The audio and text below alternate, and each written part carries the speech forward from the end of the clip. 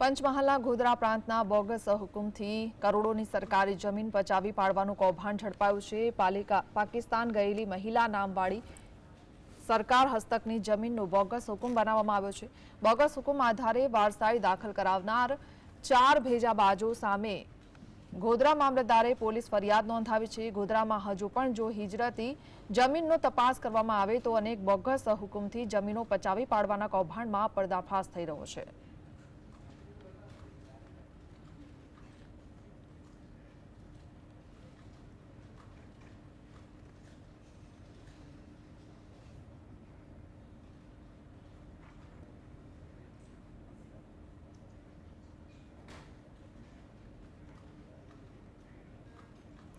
तो संवाददाता रवि अपनी साथे जोड़ाई गया है। रवि, आज मामलो सामे आव्यो छे तेने लईने शुं अपडेट छे? ગોધરા પ્રાંતમાં બોગસ બનાવી કરોડો રૂપિયાની જમીન જે પચાવી પાડવાનું કૌભાંડ સામે આવ્યું છે।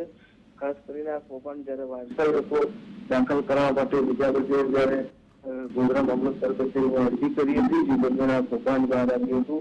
હાલ તો સમગ્ર બાબતને લઈને ગોધરા મામલતદાર દ્વારા 4 જેટલા ભેજાબાજો સામે શહેર બી ડિવિઝન પોલીસ ખાતે ફરિયાદ નોંધાવવામાં આવી છે।